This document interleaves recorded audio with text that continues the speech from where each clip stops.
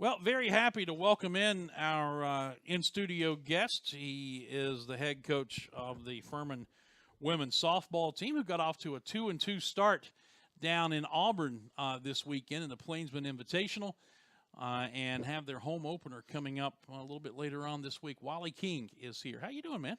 Fantastic. Yourself? I am wonderful. Congratulations on first win and the second win, I guess.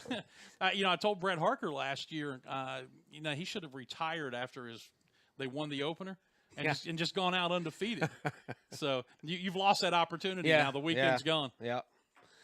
It's a heck of a weekend for you, though.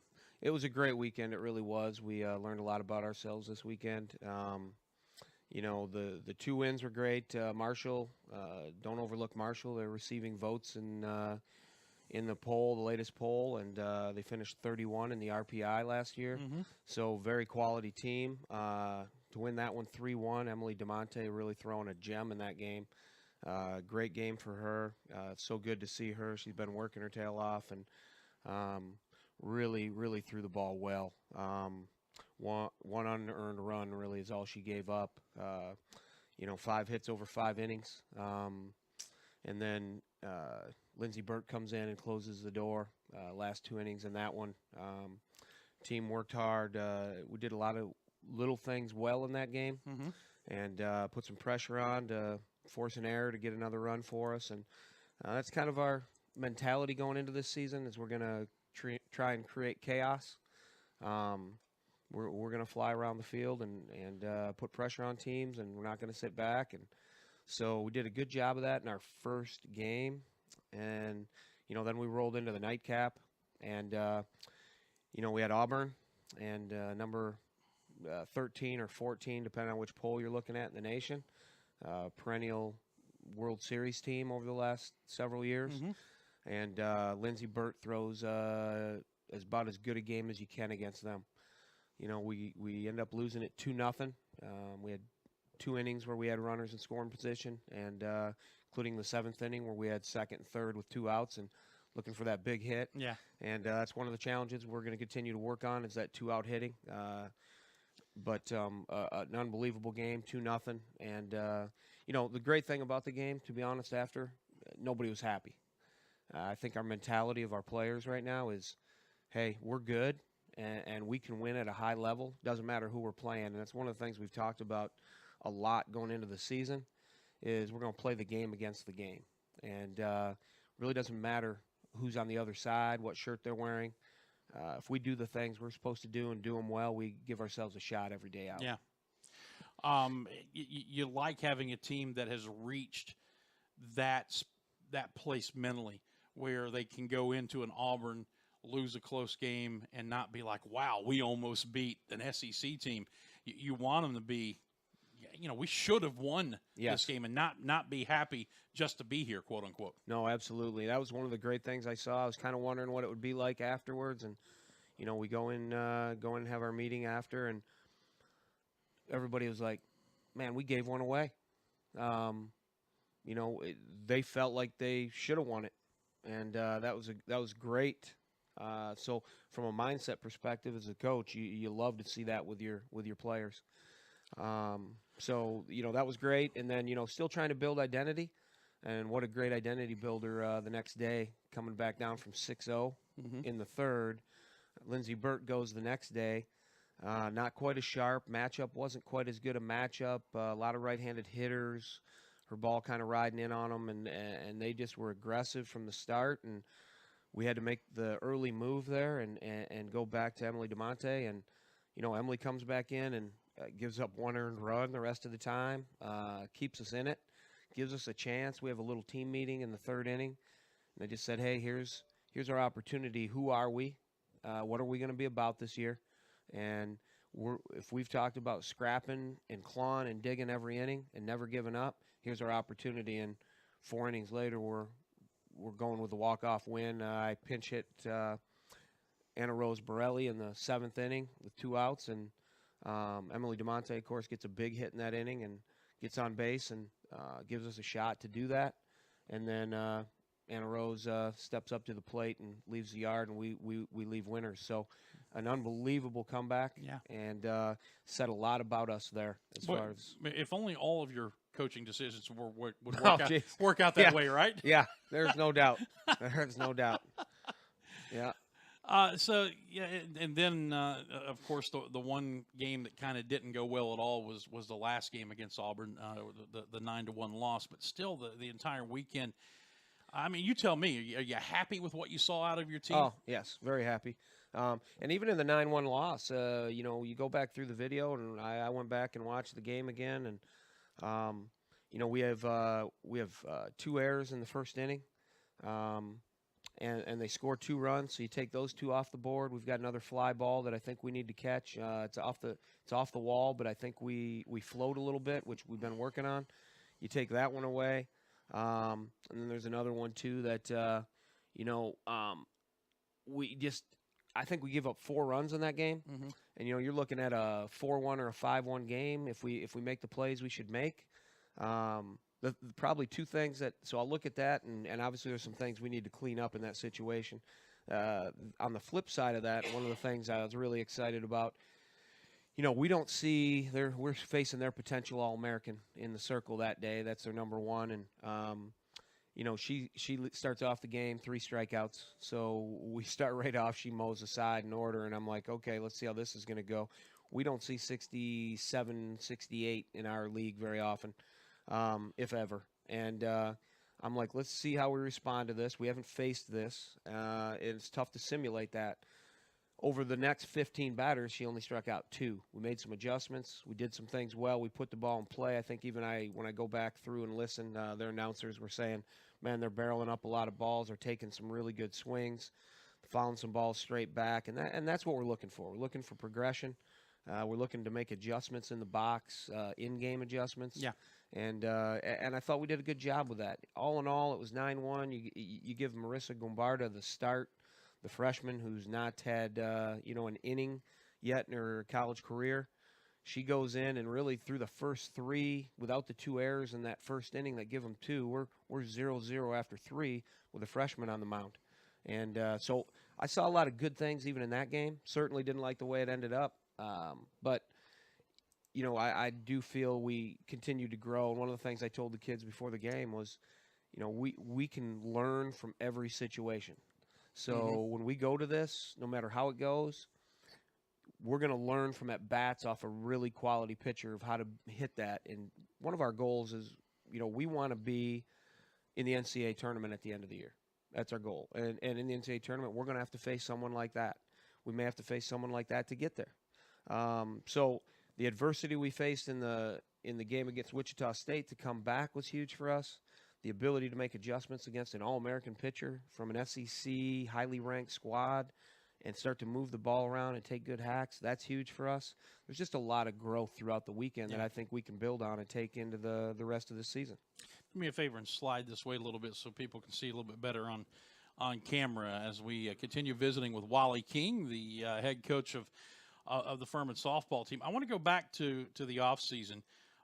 Because you were originally hired by Kyle Jamison to come in as an assistant coach, so you're learning the roster, the players under that scenario, and then Kyle has this wonderful opportunity to go to Clemson where they're starting up a program and be the associate head coach over there, and now Wally King is named the interim head coach, and this is a guy who was brought in just a short time ago, so you had to take a crash course in this roster and these kids. Yeah. Tell me about that process. Well, I think I was highly engaged when Kyle brought me in, and Kyle and I go long ways back, all the way back to our Bowling Green days and then Syracuse days. And when he brought me in, he gave me a lot of free reign with infield and hitters, and so I was highly invested in the fall. So I got to know everybody pretty well because he kind of gave me probably more leeway than a lot of assistant coaches get. Because of the relationship. Yes, relationship and his understanding of what I could bring to the table, and he was confident in that, and I was blessed enough to let him or to have him do that for me. So, that was an opportunity all fall to really engage heavily with the players. So I knew them very well. more so than I think a lot of assistant coaches may get hands-on with players in a short period of time.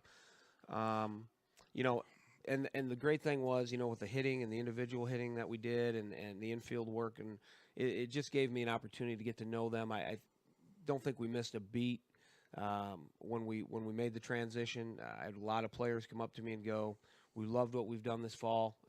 We have total confidence in you leading us." And obviously it was a big blow when Kyle left. He'd been here for 5 years. He's done an unbelievable job here building this program, and you know, he's kind of left it in a really good position for us to continue to grow. So, you know, I appreciate everything he's done for me as well, and the opportunity that's been presented to me by Mr. Buddy. And so you and Kyle, as you mentioned, you know each other. You've developed that relationship. How is your leadership style, though, different than his? Maybe you know, we all have expectations. Yeah. Maybe I guess personality-wise, maybe he and I are a little different. I guess that's where it comes. You know, I guess I'm known as kind of being a little more hard-nosed. We kind of, the expectation is we're going to grind and we're going to get dirty and we're going to do some things every day. Don't let a lot slide. So, you know, if we want to get to where we want to get, then the little things are big things. And that's one of the things we've really talked about a lot and pushed. But again, we have a great staff right now that I'm excited about that really is doing a great job that I also give a lot of credit to, and I give a lot of a responsibility to as well there. And they're doing an unbelievable job as well. You know, we have Shelby Pettick, who was here when I came here. Shelby was hired at the same time and doing a marvelous job. We just hired Lexi Davis, who actually was an All-American at Auburn. And so we hire a week ago, and then a week later she's sitting in the visitor dugout at her old field actually against her old team 2 times. So that was fun. And then we just hired Silver Samuel, who was a starting center fielder at Kentucky. And she's going to come in as a volunteer assistant and work with outfielders and some of our slap and speed kids as well. So we're really bringing in a dynamic group of coaches, and working together, I think we can really help take this team to another level. From your standpoint, as a male coaching a female team, how important is it to get female assistants, and not just female assistants, but ones who have that track record that you're talking about of having played the game at a high level and having coached the game? I think the kids still call it street cred. Those people can bring in. How important is that from your standpoint? Oh, I think it's huge. I had a list of applicants for a month, and I was going through them, and there was a lot of good applicants in there, but I was looking for just that extra something special. And when Lexi Davis filled that in and filled that out, I knew right away that'd be a great fit. One, because she's competed at that level. She's been at the World Series. She pitched in the final championship game in the World Series. That's a little bit of street cred. That's right invaluable. there. That's invaluable. So you're talking about, I know she'd do a great job, from the physical side of things. But the mental side, the ability to talk to them about, hey, here's how I attacked really dominant hitting offenses. Here's how I got through those games. And here's kind of my mindset going into those big games. Those things are huge for our pitching staff as well as the rest of our team. I've played it, but it certainly is different coming from another female that has played at that level. So it's huge. Silver is going to be huge, who's just getting started with us, played at a high level, was MVP at Kentucky. As a center fielder there, and has competed in the SEC as well. And Coach Pettick, who's a very good player at PC.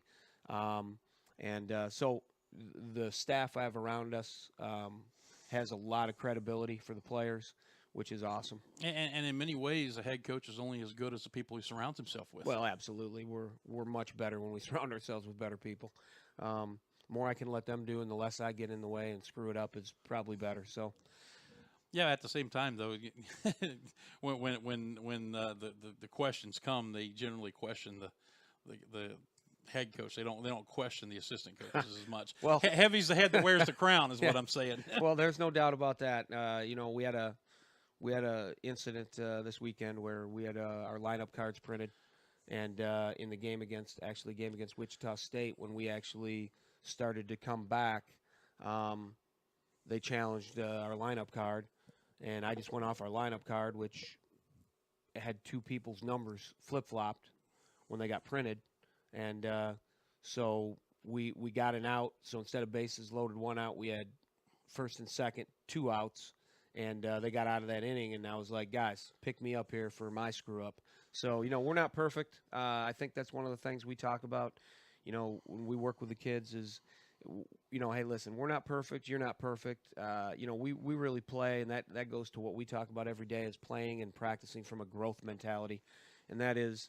We use the word a lot, or the statement a lot, dare to be great. Mm-hmm. The only way you can be great is if you push yourself. And when you push yourself into a kind of an uncomfortable zone, there's going to be a learning curve. And you're going to have some mistakes, and you're going to have some errors. And as we go through this season, we continue to evolve, we're going to, as we push the envelope, we want to play with our hair on fire. So as we want to play with our hair on fire, there's going to be times we'll run into some outs, and people will be like, well, why'd you go there? Why didn't you go there?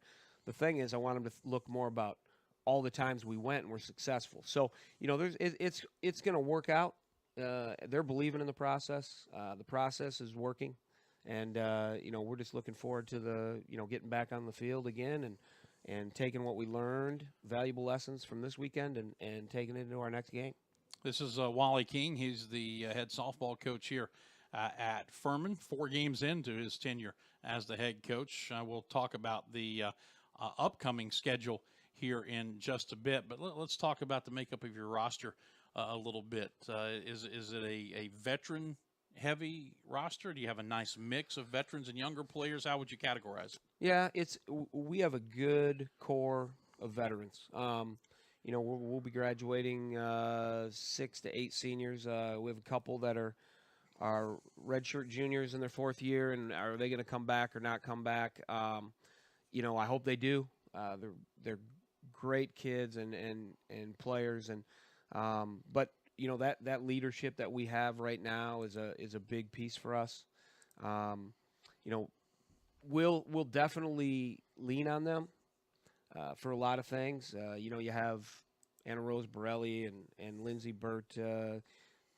Who've been back and perennial starters. You got Lindsey Burt, who's preseason SoCon Pitcher of the Year right now, and obviously stepped up and had the huge game against Auburn to show that's probably accurate. She can do a lot of things there. You've got Brittany Houston at short, who's doing an unbelievable job. Brittany Houston is just solid at short. She's not your flashy shortstop. She just makes every play.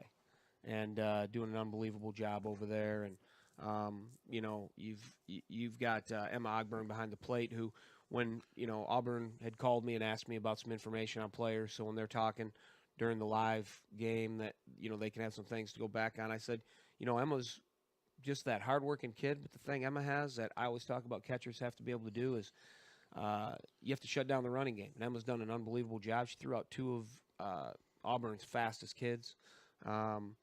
Great job out there doing that. You have Candace Johnson in the outfield, who is coming back, and Candace had an unbelievable year 2 years ago, tore it up, was a preseason player of the year last year. We have a lot of that, and we have a good mix with the youngsters. And and again, their excitement and their energy just adds to everything we're doing. And we have a good mix of power and speed, which is a bonus. We're not heavy in one side or the other, and which gives us the ability to leave the yard and score quickly. Also gives us the ability to put pressure on teams. So, I think we have a good mix, and the ability to make a good deep run. I have interviewed Emma Ogburn for one of our football halftime homegrown athlete segments, players who were born here in the state of South Carolina. And I always ask those kids, what's something about you that most people wouldn't necessarily know. And if I'm not mistaken, her hidden talent is that she can sing. Unbelievable. So her and her mom. Yeah. Unbelievable singers. We're going to have them sing the anthem a couple times, hopefully this year That's during the fantastic. season, and yeah, they can belt it out, no Yeah. doubt. So it's not a hidden talent anymore. No, no. We're visiting with Wally King. All right, so you're off of you're 2-2, coming off of the weekend. If weather allows, tomorrow you've got a doubleheader at Presbyterian College, and then finally on Friday get to make your debut here at Pepsi Stadium against Colgate for 2. Yes.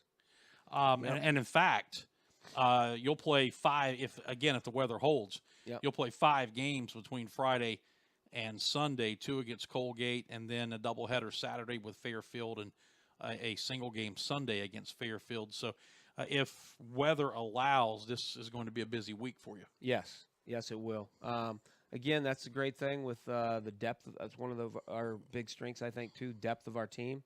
I think I used 16 people in the first game of the weekend, last weekend. So our lineup card looked crazy, but that's kind of how we want to operate. We want to keep trying to get matchups and move people around and get people involved. I think that's important. And that depth is going to allow us to play weeks like this and not be overwhelmed because we have so many people who can step up and do a number of things. In a perfect world, will you continue to do that through the course of the season when you get into conference play, or will it be like a basketball coach who will use the preseason to determine some things and then kind of pare his rotation down once the conference season gets here? Yeah, I definitely think we'll get into that 9 or 10 player kind of starting rotation. But we're going to rely on our bench heavily for matchups, much like we did in the Wichita State game with some pinch hits, and we're going to use base runners a lot. We're going to try and keep everyone involved as much as possible because we have some skilled athletes who can really, in different situations, match up well with our needs at that time. So you'll probably find that we're using 13 to 15 players a game quite regularly. Well, and it just speaks again to the depth of this roster that you can do that. Yes. So that's always good. Just one kind of final thing here. While you're into this season, the recruiting cycle never stops. So from your standpoint, how is recruiting going, and what does that whole thing look like right now? It's going really well, actually. Coach Jameson, when I came in, I was in the front office kind of by the windows, and he kind of put me in charge of recruiting. So bought some whiteboards, got our stuff up, and we have a great class coming in next year. It's small but really talented group coming in next year. Big hitter, really multi-talented player, catches, plays the corners, can play some outfield, and a pitcher. I also just picked up late an outfielder, very fast outfielder from California who's available, and she'll be coming in as well. The 19 class, we picked up a shortstop from California who also is a track star out there for a high school team. She'll be coming in. We've picked up a center fielder from Arizona who'll be coming in. We've got another infielder coming in. And then our 2020 class, we've had 2 players that have verbal to us. An outfielder, athletic outfielder, and then also a really unbelievably good infielder that I'm really excited about, both of them from Florida. So, in fact, I was on the computer last night trying to finalize a couple things. Yes, you're right. It never stops. It keeps going, and there's been a lot of legislation right now. Yeah. There's a lot of concern in the softball world. You have a couple schools that have, one school just verbal the earliest verbal ever in any sport, I think, 6th grader verbal on her 12th birthday. There's been a lot of legislation about, kind of going with, they call it the lacrosse legislation, and not being able to do anything really with those contacts until their junior year of their high school careers. Try and back this up a little bit. It's gotten a little crazy. But I would say that's crazy. Yeah. But for us, it's going well. We have a lot of people out there. We have a couple 21s on the radar, and that's probably about as early as we'll ever be. And again, with Furman being such a high academic institution, it makes it difficult to go much further than that anyways. You have to make sure that they're doing the things they need to do in high school, and from an academic standpoint, which is great because that's who we want. We want those really talented kids, but also those really good kids that are taking care of everything in their life, including that academic side. So. Well, it's obvious that there are a whole lot of people who want some of your time here, and I've taken you probably a few minutes past beyond what I told you, but I just wanted people to get an opportunity to hear how things have gone from your standpoint leading up to the opening of the season, and now that it's here, man, we really encourage people to get out to Pepsi Stadium. Going to have an awful lot of opportunities to see this team, and beginning Friday again here with the doubleheader against Colgate. Yeah, we can't wait. Hopefully we get a big crowd. Hopefully the weather holds out for us. That's going to be a big one. We even the game tomorrow, I mean, we've had so much rain that Presbyterian's kind of an if right now. Yeah. But we're excited to get going, excited to be home, and, we'll be home for a couple weekends and give everybody a chance to come out. So, we invite everyone out, and I think it'll be a good show, and we'll definitely work hard. So. Thank you, man. Let's do this on a regular basis if we can. I appreciate it. Thank you so much. That is softball coach Wally King.